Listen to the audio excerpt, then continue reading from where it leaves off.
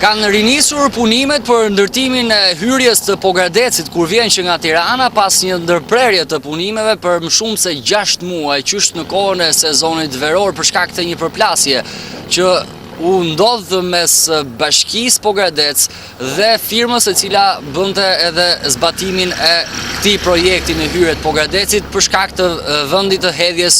inerteve apo të dherave dhe gurve që prodhohen si pasojë e këtyre punimeve. E duket se pas kaq muajsh duket që të jetë arritur në një marrëveshje. Sipas një komunikimi që un kam pasur edhe me prefektin e qarkut të Korçës, zotin Ardit Konomi, na është konfirmuar fakti që kanë nisur punimet, siç mund shikohet edhe nga pamjet. Ekskavatori ndodhet aty për hapjen e pjesës tjetër dhe për rinisjen e punimeve për zbatimin e plotë të projektit, sigurisht edhe me mjetet përkatëse.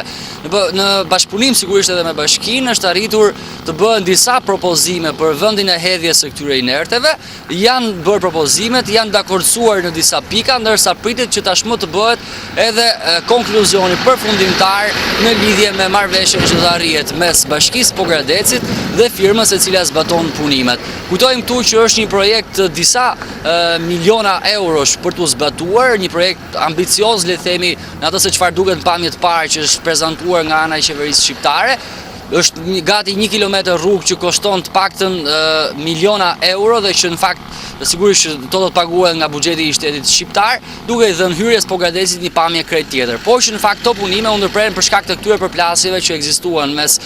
firmës e cila zbaton projektin dhe Bashkisë Pogradecit. Tashmë kanë rinisur këto punime, duket sikur do të jenë në rrugë të mbarë në mënyrë që projekti të ecë pa probleme. Kujtojmë që tani jemi në muajin shkurt, ka mbetur edhe një vit plot nga përfundimi i këtij projekti, ndërsa nuk dihet nëse do të arrihet të mbyllet brenda një viti apo jo, sepse punimet kanë nisur shkurtin e kaluar, tashmë është bërë një vit, afati i tyre është 2 vjet, mbetet edhe një vit tjetër. Të shpresojmë që nuk do të ketë ndërprerje më të punimeve, qoftë mbase për shkak të përplasjeve që mund të ekzistojnë me bashkinë, apo edhe me lëvrimin e fondeve nga ana e qeverisë shqiptare, në mënyrë që ky projekt të përfundojë një herë mirë dhe Pogradeci të marrë një pamje shumë herë edhe krejt tjetër edhe më moderne që do t'i shërbejë turizmit, por nga ana tjetër të marrë fund edhe makthi i automjeteve që lvizin në këtë aks rrugor dhe që të paktën për 6 muaj me radhë janë përballur me probleme të shumta gjatë kalimit kur vinin nga Korça apo edhe nga Tirana.